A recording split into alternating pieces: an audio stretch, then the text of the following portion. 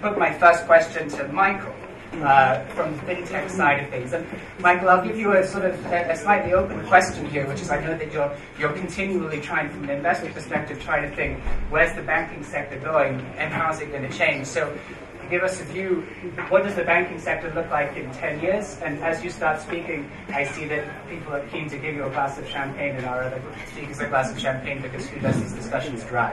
So, so I guess, by the way, there's also a champagne mode, and Sean, I'm waiting for you back from our good friends. So, as the logistics allow, it's waiting. Yeah, thank you, Tom. I've been on quite a lot of panels, but I've never been welcomed by a glass of champagne. Thank you very much. You've clearly never been on one of our panels. Yours was the first time. Yes, cheers. Yes. Champagne there. Can you please pass the champagne to the audience that we can be all together?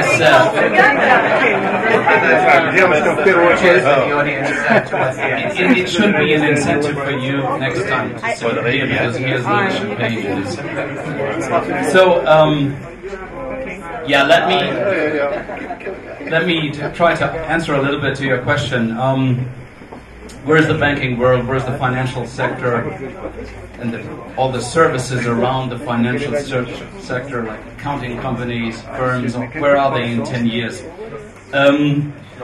The answer is I don't fully know, but I have some kind of vision sometimes. Once or twice a month I land in Luxembourg. And you know, Luxembourg is a huge global financial center.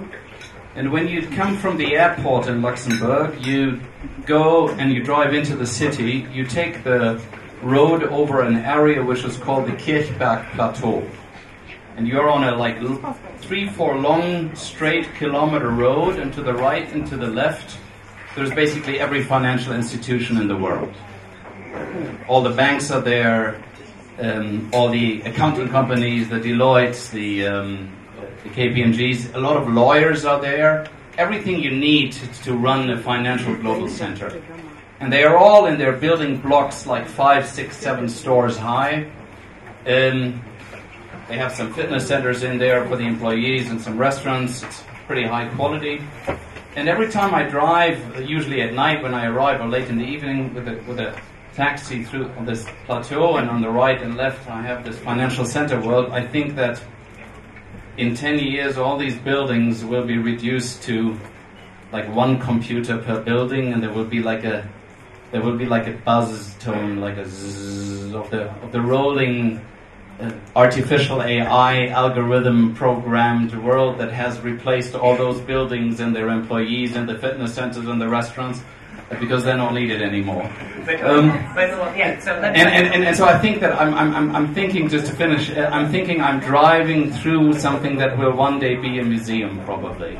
Well, we'll get onto museums later in the discussion, but let me ask you a couple of very quick follow-ups on that. So, if these buildings don't exist and these thousands of people going to the gym and doing finance aren't there, where are these people? It's a good question.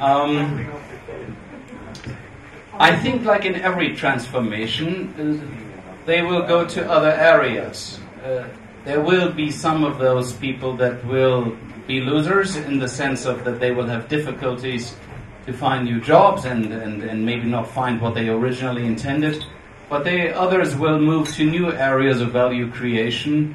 They will sit on the side of those people who run the computers, who develop the algorithms. And in every transformation, I think also in the digital transformation, we see that there is very huge job development on the one side and not only job loss on the other side. I just looked 1 minute ago, I just looked on the screen and it said Walmart, and it said something like 6,000 new jobs or so.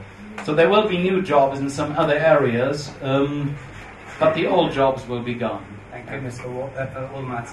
And then maybe I think the last follow-up question before we move on is, on the one hand, there's the question about the people and the human capital that is freed up or has to be reallocated. And what about on the security side? So, all of these buildings have been reduced to a computer. Who looks after the computer?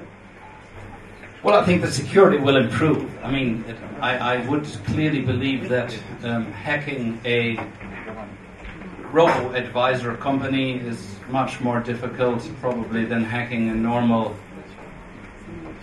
private wealth information IT system and landscape of a normal bank. I don't think that it is a predominantly security question. Maybe one point on the people, if I may come back to that. I think one thing that one can think about is if we look at industrial transformations, digital transformations,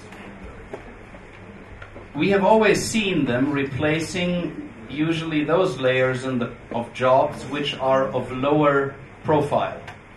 Yeah, manufacturing has been replaced strongly by automation. Retail has been strongly replaced by marketplaces.